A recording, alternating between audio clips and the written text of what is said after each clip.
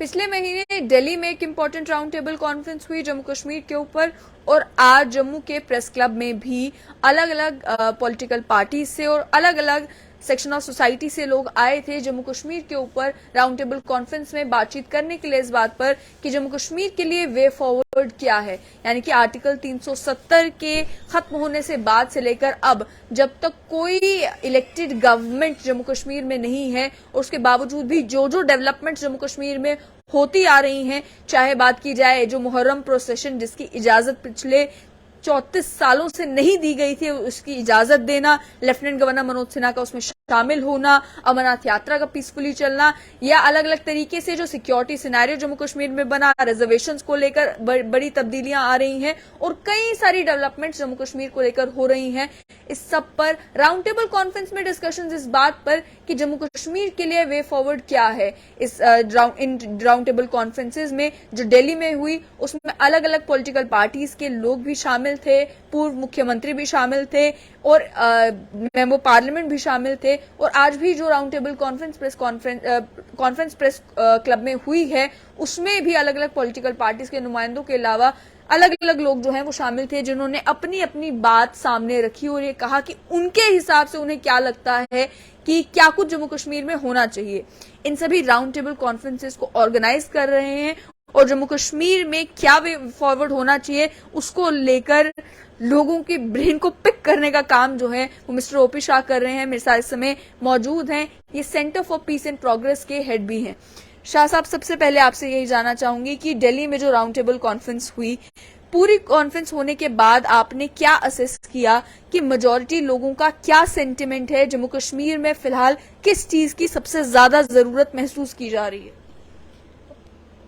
वहां और यहाँ के कॉन्फ्रेंस में लोगों का मन एक सा ही रहा, क्योंकि वहां भी जम्मू एंड कश्मीर के लोग थे, जम्मू के भी थे, कश्मीर के भी थे, दिल्ली के भी थे। आज की कॉन्फ्रेंस में प्रिडोमिनेंटली जम्मू कश्मीर के दोनों के लोग थे। बाहर का अगर कहें तो मैं था जो चेयर कर रहा था मीटिंग को। अगर कहें तो 5 बातें प्रमुखता से लोगों ने कही जिनके ऊपर हम कह सकते हैं कि कंसेंसस है। एक कि लोग चाहते हैं कि जल्दी से जल्दी स्टेटहुड उनको मिलना चाहिए। इलेक्शंस जो ऑलरेडी बहुत लेट हो गए हैं, उन असेंबली के इलेक्शंस वो जल्दी होने चाहिए।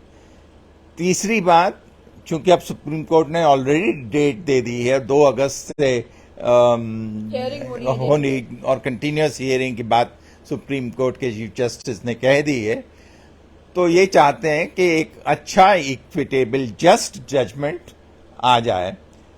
ये चीजें सबकी इच्छा है, बल्कि कुछ लोगों ने तो इतना तक कहा मीटिंग में और इन 2 मीटिंग्स पर। इसके अलावा मैं अभी कश्मीर से ही आ रहा हूं, वहां पर कई छोटी छोटी फुल फॉर्मल मीटिंग तो नहीं हुई, लेकिन मैं ग्रुप्स में 5, 7, 10 के कई ग्रुप्स में मिला, तो उन्हें ये कहा था कि जजमेंट अगर ऐसा आ जाए जैसा कश्मीरी चाह रहे हैं और वो सोचते हैं वही जस्ट है, तो उनका ये कहना था इंडिया विंस फॉर एवर। फिर कश्मीर के लोग इतने खुश होंगे और तीसरी ईद बनाएंगे और बड़ी खुशी से हिंदुस्तान से कोई शिकायत फिर नहीं रह जाएगी। चौथी बात सबके मन में ने प्रकट की दोनों जगह कि इंडियन कॉन्स्टिट्यूशन में सबका फेथ है, और आज की कॉन्फ्रेंस में इस बात की ज्यादा हुई। सबने कहा, किसी भी पार्टी के हों, किसी भी विचारधारा के हों, लेकिन faith in Indian constitution total absolute. और लास्ट बात सबने ये कही कि भाई सेक्युलरिज्म हिंदुस्तान में इन लेटर एंड स्पिरिट का पालन होना चाहिए। हर वर्ग को, हर नागरिक को सेक्युलरिज्म को सही मामले में, जो मैंने कहा था लेटर एंड स्पिरिट में, इसकी माननी चाहिए। ये मुख्य तरह ये 5 बातें जिनको हम कह सकते हैं मोर और लेस कंसेंसस इस पर डेवलप हुआ है। एक चीज समझना चाहूंगी कि जितनी भी बातें इन कॉन्फ्रेंसेस में की जा रही थी, क्या आपने असेस किया कि इस समय जो सेंटिमेंट लोगों का है, एक नेगेटिव सेंटिमेंट जो है प्रीडोमिनेंट है because of lack of elections, because of all these things that have been happening, या कोई ना कोई पॉजिटिव सेंटिमेंट भी है कि वायलेंस नहीं हो रही, ब्लडशेड नहीं हो रहा, जिस तरीके की हालात घाटी में देखने को मिलते थे, फ्रीक्वेंट शटडाउन्स देखने को मिलते थे, वो नहीं हो रहा? क्या पॉजिटिव सेंटिमेंट भी है या सिर्फ नेगेटिव सेंटिमेंट ही है? सिर्फ ये मन में यही खलिश है कि अभी तक ना इलेक्शन हुए हैं, ना स्टेटहुड है, ना हमारी कहीं सुनी जा रही है? ये तो पॉजिटिव स्टेटमेंट से हुए ना। अगर मैं चाह रहा हूं कि मेरे स्टेट में इलेक्शन हो, तो मेरे को इलेक्शन में विश्वास है, मैं डेमोक्रेसी में विश्वास करता हूं, मैं इंडियन कॉन्स्टिट्यूशन में विश्वास करता हूं। इससे बड़ा क्या पॉजिटिव सेंटिमेंट होगा? ये तो बहुत बड़ा पॉजिटिव सेंटिमेंट है। और भारत के संविधान में अपनी श्रद्धा प्रकट करना, इसको निगेटिव कैसे बोलेंगे? इससे बड़ा पॉजिटिव और क्या होगा? सेक्युलरिज्म जो हमारे कॉन्स्टिट्यूशन का एक भाग है, उसके बारे में कहना, तो लोगों के ये तो बहुत पॉजिटिव सेंटिमेंट्स हैं। वायलेंस पहले नहीं होना, ये नहीं है कि यहाँ अभी वायलेंस बिल्कुल नहीं हुई है। कई बार तो आंकड़े दिए जाते हैं कि वायलेंस उतनी ही हुई है, कभी कोई कहता है ज्यादा हुई है। और ये भी है कि टारगेट किलिंग्स जो पहले नहीं होती थी वो हुई हैं। और ये भी सच है कि कश्मीर में जो माइनॉरिटी थोड़े बहुत बचे थे, उनका भी पलायन खुद चालू हुआ बिकॉज टारगेटेड। तो ये कहना कि पहले वायलेंस होती थी अब नहीं हो रही है, ऐसा नहीं है। लेकिन ये अमरनाथ यात्रा का होना जो पहले भी होती थी, कभी कहीं डिस्टर्ब हुई, वो तो 2019 में भी अमरनाथ यात्रा जब 370 और 35A को अब्रोगेट किया था, तो उस समय भी डिस्टर्ब की थी, बल्कि सरकार ने की थी। तो हमेशा कश्मीर में अमरनाथ यात्रा कभी रुकी नहीं है, तो उसके बारे में और अभी होना अच्छी बात है। और जो ये मुहर्रम का प्रोसेस वाली बात, ये जरूर एक कायदे तारीफ है कि जो इतने साल नहीं हुआ वो इस बार हुआ। गवर्नर साहब का कि एक उपलब्धि मानते हैं कई लोग, ऐसा जो उनके वो हैं वो कहते हैं कि ये गवर्नर को तो परमानेंट यहाँ रहना चाहिए, और बातों को भूल जाते हैं। लेकिन सिद्धांत में इसमें कह दूं, चूंकि आपने इस बात का जिक्र किया है, जनरल इंप्रेशन लोगों का बहुत इस सरकार के जो हो रहा है, इस एडमिनिस्ट्रेशन के बारे में बहुत पॉजिटिव नहीं है। हाँ, बहुत पॉजिटिव नहीं है। क्या रीजंस हैं? हाँ, मैं उन रीजंस में न जाके पहले जो इम्पोर्टेंट बात है वो आपको बता दूं। अज्यूमिंग कि सच में बहुत अच्छा काम किया हो गवर्नर ने, तो क्या हम गवर्नर रूल ही हमेशा हर जगह करेंगे? हमारे जितने स्टेट्स हैं उनमें परमानेंटली, तो इसका मतलब हमारा डेमोक्रेसी में विश्वास नहीं है। देखिए, गवर्नर्स रूल थोड़े समय के लिए हो सकता है, ये एक्सेप्शन के रूप में, कि इलेक्टेड गवर्नमेंट शपथ नहीं ले सकती, काम नहीं कर सकती, किसी कारण है, तो ये टेम्पररी अरेंजमेंट है। Governor rule can never been a substitute of the elected government. वो एमएलएज होते हैं, लोगों के बीच में बैठते हैं, उनकी समस्याओं को जानते हैं, उनके प्रेशर्स को जानते हैं। तो इसीलिए मैं ये नहीं कहूंगा कि गवर्नेंस रूल्स को कंटिन्यू करना जो इतने दिन तक हुआ वो देश के लिए हितकारक नहीं है, उससे नुकसान ही हुआ, इंडियन नेशन का नुकसान हुआ, जम्मू एंड कश्मीर का भी, एक स्टेट का, पब्लिक इन्वॉल्वमेंट नहीं हो तो जब तक क्या पता लगे।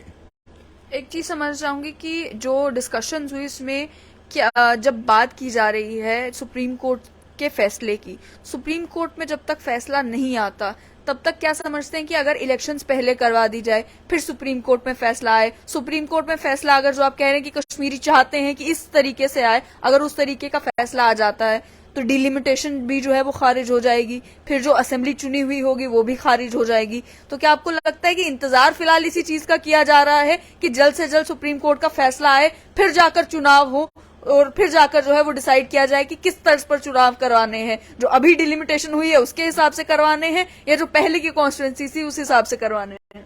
देखिए, ये तो एक डिटेल का मसला है, लेकिन ऐसा लग रहा है सुप्रीम कोर्ट शायद अक्टूबर नवंबर तक इसका फैसला दे देंगे, क्योंकि जो बेंच कॉन्स्टिट्यूट हुई है उसमें एक जज रिटायर होने वाले हैं, तो उनके रिटायरमेंट के पहले ये फैसला आ जाएगा, ऐसी उम्मीद की जा रही है।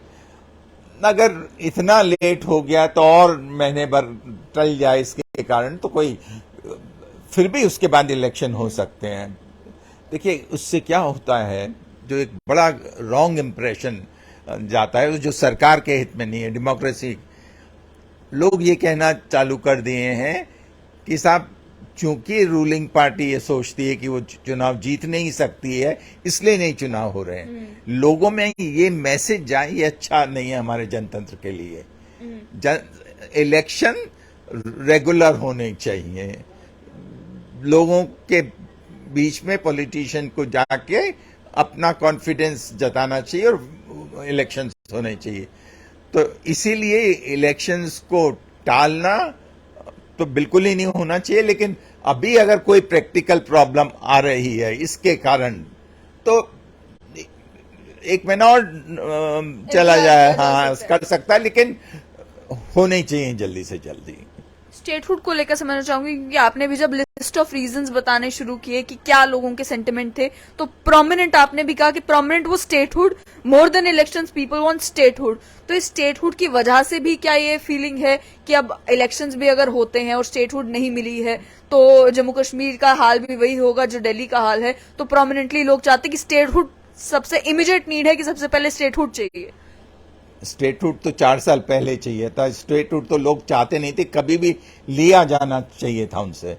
नोबडी इज हैप्पी, नोबडी या एक्सपेक्ट तो सवाल ही नहीं है, and nobody is happy about it.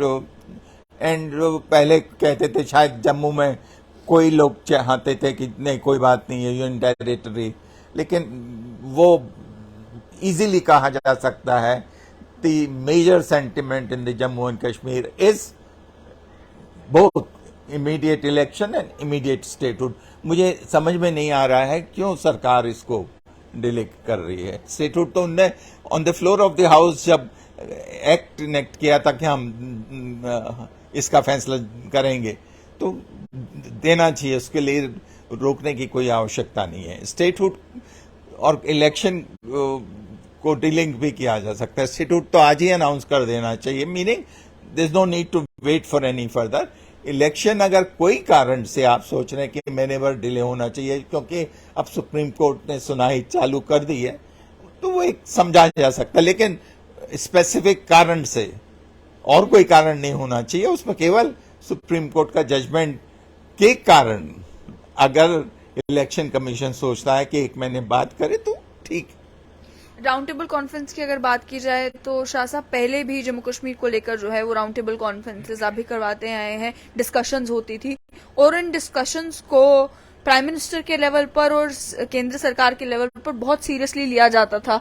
अक्सर जो है वो सुनने में भी ये आता है कि जब मिनिस्टर्स बैठकर डिस्कस करते थे कि क्या वे फॉरवर्ड होना चाहिए, तो इन सभी डिस्कशंस में जिसमें जम्मू कश्मीर के अपने स्टेक होल्डर्स बताते हैं कि हम क्या चाहते हैं, उन सभी रिपोर्ट्स को सीरियसली कंसिडर किया जाता था। क्या आज भी वही स्टेटस है दिल्ली में, और जो रिपोर्ट्स आप क्रिएट करते हैं इन सभी स्टेक होल्डर से बात करके इनके अपने विजन्स को सुनने के बाद, क्या उन्हें उतनी सीरियसनेस के साथ लिया जाता है, या आप समझते हैं कि आज जो सरकार है वो वही करती है जो उनका अपना मन कहता है, जो उनके अपने विजन के हिसाब से सूटेबल लगता है? आपने वही बात कहती जो लोग फील करते हैं। 2014 तक इस तरह की मीटिंग्स, डिस्कशंस, कॉन्फ्रेंसेस को बहुत सीरियसली लिया जाता था, इसमें कोई संदेह नहीं है। ये प्राइवेट एफर्ट्स होते थे, सरकार से उनका कोई मतलब नहीं होता था, लेकिन प्राइवेट जो होना चाहिए इन डेमोक्रेसी, तो सब लोगों की स्टेक रोल है, तो सिविल सोसाइटी कोई भी काम करती थी और उसमें ऐसे लोग करते थे जो ईमानदार हैं, डिवोटेड है, कमिटेड है, हाँ, जिनका अपना कोई वो नहीं है, की बात बहुत सीरियसली ली जाती थी, इसमें कोई शक नहीं है। उसको कहने की भी आवश्यकता नहीं पड़ती थी, सिविल सोसाइटी के रिप्रेजेंटेटिव को वही पिकअप कर लेते थे जो अखबार में आया है, लोगों से बात करके। You don't need to even formally put up a report to give to them, they used to take it. अरे वहां क्या कहा गया क्या, लेकिन आपने वो सेंटेंस ऑलरेडी यूज कर लिया तो मुझे कहने की आवश्यकता नहीं है। इस सरकार में सिविल सोसाइटी क्या सोचती है, इंटेलेक्चुअल्स क्या सोचते हैं, वेल मीनिंग पर्सन्स क्या सोचते हैं, अपोजिशन के सीरियस लीडर्स क्या सोचते हैं, अनफॉर्चुनेटली प्राइम मिनिस्टर मोदी का इन नेसेसिटीज के बारे में विश्वास नहीं है, जो आपने अपने प्रश्न में कहा। ये एक as a civil society activist मेरी फीलिंग है कि ये इस तरह के एक्टिविटीज को एनकरेज प्रमोट करने की बात तो छोड़ दीजिए, उनको रोकने में ज्यादा उनका विश्वास हो गया है। देखिए, हम 91 से इस चीज को करा रहे हैं, सब जगह मीटिंग करते हैं। आज के दिन अगस्त 2019 के बाद कश्मीर वैली में कई बार हमने कोशिश की मीटिंग करने की, नहीं होने दी। और हमारी मीटिंग्स तो बंद कमरों में होती है, 60, 70, 80 लोगों के बीच में होती है, बट वेल मीनिंग पर्सन्स के, लेकिन वो मीटिंग नहीं हो। लेकिन दिल्ली में हुई, जम्मू में हुई, कलकत्ते में हुई, बंबई में हो रही है, लेकिन यहां नहीं हो रही है। श्रीनगर में नहीं हो पा रही, जम्मू में 3 बार हो गई अगस्त 2019 के बाद भी, नहीं कश्मीर में नहीं हो पा रही। अगर आपके इस इंटरव्यू को आप वहां तक पहुंचा दें और वो हमको अलाउ करें तो हम 10-15 दिन के बीच में वहां एक मीटिंग करना चाहेंगे, वो बहुत जरूरी है। समझते कि अगर सिक्योरिटी सिनेरियो ऐसा है कि G20 हो सकता है, मुहर्रम का प्रोसेशन हो सकता है, तो इंटेलेक्चुअल्स की मीटिंग में दिक्कत क्या है?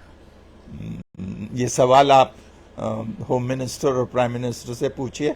मैंने दिल्ली की मीटिंग, जिसकी बहुत चर्चा हुई जम्मू एंड कश्मीर में, मेरे पास सैकड़ों लोगों ने वो बधाई के और वो भेजे, और यहाँ कहा जाता है, और मुझे भी ऐसा लगा, हर घर में उस मीटिंग की चर्चा हुई, देखा है उस मीटिंग के बारे में। मैंने उसके बाद प्राइम मिनिस्टर को चिट्ठी लिखी, मैंने governor of Jammu and Kashmir, lieutenant governor को लिखी कि साहब मैं मीटिंग करना चाहता हूं, और ऐसी मीटिंग दिल्ली में हुई है। और मैंने उस प्राइम मिनिस्टर को जो चिट्ठी लिखी थी उसकी कॉपी भी, so that everything is transparent, भेजी उनके पास। कोई जवाब नहीं आया। मैंने डिविजनल कमिश्नर को भी भेज दी चिट्ठी, हालांकि बिना उनके वो सवाल ही नहीं था करने का, लेकिन यहां मीटिंग हुई, हमने कोई परमिशन नहीं मांगी, और आप देख रहे हैं कि मीटिंग हुई। देखिए, उससे क्या होता है, जो देश का नुकसान हो रहा है, डेमोक्रेसी वीकन हो रही है, कि लोगों को ये लगता है कि प्रॉब्लम है वैली में, कि अगर जम्मू में मीटिंग हो सकती है, दिल्ली में हो सकती है, तो वहां क्यों नहीं? और वो बंद कमरे में, लॉ एंड ऑर्डर के कोई इश्यू नहीं है भाई। 60, 70, 80 लोग हमारी मीटिंग में, हम कितने आते हैं? राउंड टेबल ही तो करते हैं ना, कोई मैदान में तो करना ही नहीं है। और सब वेल मीनिंग पर्सन आते हैं, कॉर्डियल एटमॉस्फेयर से होता है। तो हाँ, कोई मिलिटेंट टेररिस्ट थोड़ी बैठेगा, उसका तो इन चीजों में विश्वास ही नहीं होता। इसीलिए इतना लंबा आपने पूछ लिया, मैंने कह भी दिया, इस उम्मीद से कि आप ये बात वहां पहुंचाएंगे, और सच में श्रीनगर में जल्दी से जल्दी ऐसी मीटिंग को होना चाहिए। जैसे कि आपने कहा कि पहले इन कॉन्फ्रेंसेस की या इन डिस्कशंस की जो अहमियत हुआ करती थी केंद्र सरकार के सामने, वो इस समय नहीं है। क्या उसका एक रीजन आप ये भी समझते हैं कि जम्मू कश्मीर की अगर पॉलिटिशियंस की बात की जाए, या जम्मू कश्मीर में जिन लोगों को लेकर खुद होम मिनिस्टर ये कहते हैं कि यही लोग रिस्पॉन्सिबल हैं, जो ब्लडशेड कश्मीर में हुआ उसके लिए यही लोग रिस्पॉन्सिबल है, जो प्रॉब्लम जम्मू कश्मीर की जो प्रॉब्लम बनी रही इतने सालों से, उसके लिए अब उन लोगों को जो है वो इम्पोर्टेंट कंसिडर करना बंद कर दिया गया है न्यू दिल्ली के द्वारा, जिस वजह से जो है अब जिन मीटिंग्स में ये होते हैं उन मीटिंग्स की अहमियत कंसिडर नहीं की जाती, that they are part of the problem, how can they be part of a solution, ये माइंडसेट चल रहा है। आप दो नाम बताइए जो होम मिनिस्टर ने कहा, the Abdullahs, the Muftis and the Gandhis. Abdullahs Muftis को प्राइम मिनिस्टर ने बुला के बात की है। Abdullah by virtue of being an MP is in the most important powerful body of the country, Lok Sabha. कैसे आप उनका बहिष्कार करेंगे? देखिए, जो पुराना किसी का है आप उसकी बात माने या नहीं माने, सलाह तो ले सकते हैं। जिसने इतने साल अगर चलाया है, और आप कर भी यही रहे हैं, उनसे तो बात कर रहे हैं, उनकी बात नहीं माने एक दूसरी बात है। तो इसीलिए कोई जो आप कह रहे हैं वो कोई वो कारण नहीं है। How can you in a democracy से शट अप? इससे हम अब सब जगह जा रहे हैं, मीटिंग्स में जा रहे हैं, कॉन्फ्रेंसेस में जा रहे हैं, वो तो मेरा नहीं ख्याल है कि कोई है। मतलब अगर है तो वो ठीक नहीं है। फारूक अब्दुल्ला साहब श्रीनगर की जो मीटिंग्स नहीं होने दे रहे हैं उसमें दोनों में ही नहीं उनको आना था, लेकिन ऑब्वियसली नेशनल कॉन्फ्रेंस के और लीडर होते। लेकिन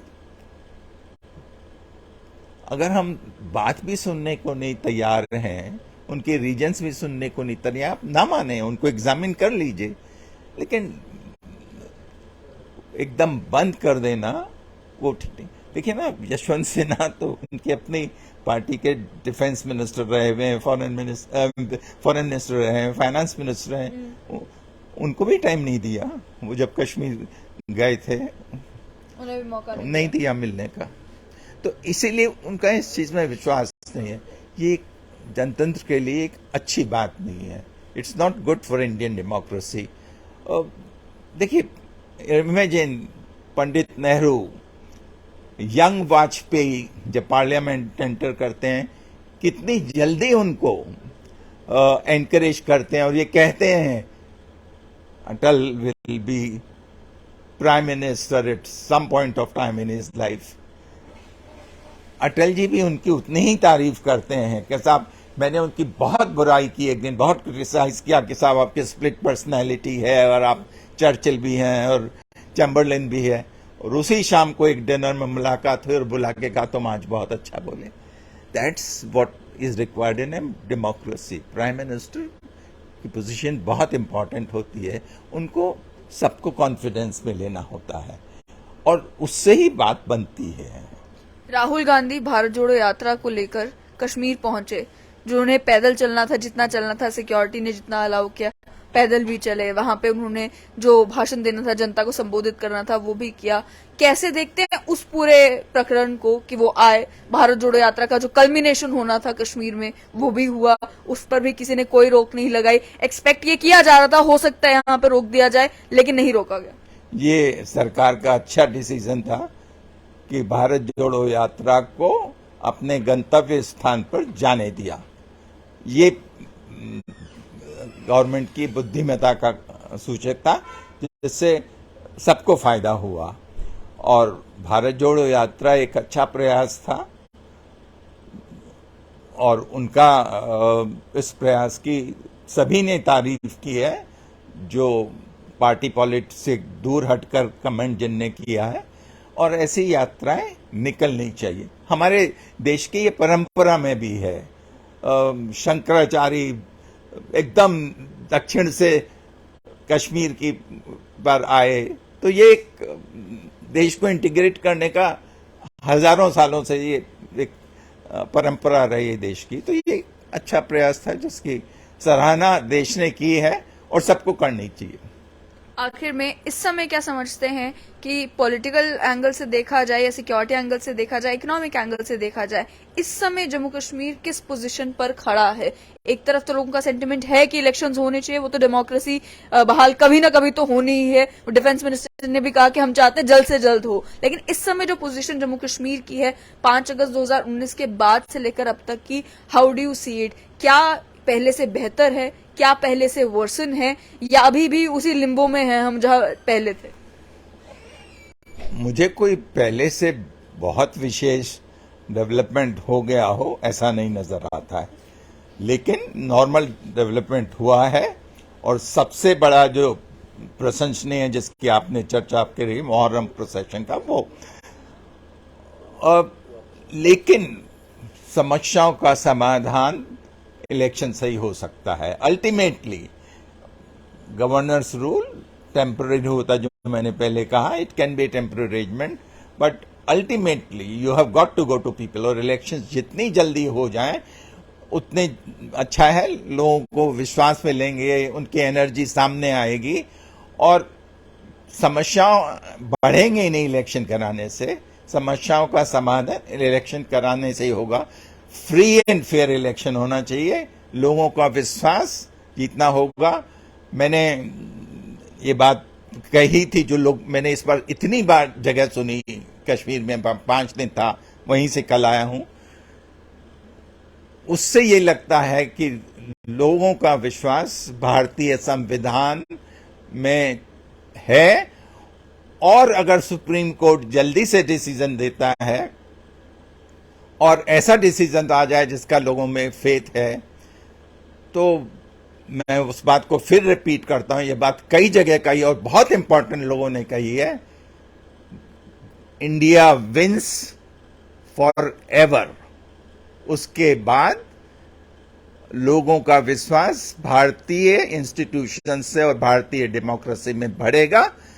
और जो हमको प्रॉब्लम आज दिखाई देती है वो प्रॉब्लम सब्सटेंशियली दूर हो जाएगी अगर सुप्रीम कोर्ट का ऐसा कोई जजमेंट आ जाए कि भाई जो 2019 में हुआ था, जो कानून आए, जो एब्रोगेशन हुआ था, वो अगर सुप्रीम कोर्ट ये कह दे कि it was not done in accordance with the law of the land, तो आप कश्मीर में दूसरा कश्मीर देखेंगे और उसमें लोगों का विश्वास भारत में, भारत की डेमोक्रेसी में, भारत के इंस्टीट्यूशंस में इतना बढ़ेगा कि कुछ लोगों ने यहां तक कहा कि आप फिर कश्मीर समस्या के बारे में उसके बाद सोचने की आवश्यकता नहीं रहेगी। ये इसको हम रेटोरिक भी बोल सकते हैं, लेकिन ये उद्गार भी प्रकट करता है। और ये मुझे एक जगह नहीं मिला, क्योंकि फॉर्मल मीटिंग तो नहीं हुई, 5 जगह ग्रुप्स में मैं मिला हूं लोगों से, छोटे छोटे 5-5, 6-6, और उस तरह के लोगों से मिला हूं जो किसी पॉलिटिकल पार्टी से एसोसिएटेड नहीं थे, इंटेलेक्चुअल्स, कमिटेड लोग, ईमानदार लोग। तो I hope and trust it takes place. बहुत बहुत शुक्रिया। तो आपने सुना साफ तौर पर कि इनका ये मानना है, जो लोगों से इन्होंने कश्मीर में बात की, कि दे आर एक्सपेक्टिंग कि सुप्रीम कोर्ट में जब भी फैसला आए तो उनके हक में आए। सुप्रीम कोर्ट में मामला सब जुडिस है, जब भी फैसला आएगा वो तो देखा जाएगा कि कॉन्स्टिट्यूशन बेंच क्या डिसाइड करता है। लेकिन साथ ही में ये कि जितने भी राउंड टेबल कॉन्फ्रेंसेज हुई उसमें प्रोमिनेंट सेंटिमेंट यही था कि जम्मू कश्मीर में स्टेटहुड जल्द से जल्द मिलनी चाहिए और इलेक्शंस जल्द होने चाहिए, ताकि लोग अपने नुमाइंदे चुन सके और डेमोक्रेसी जम्मू कश्मीर में बहाल हो सके।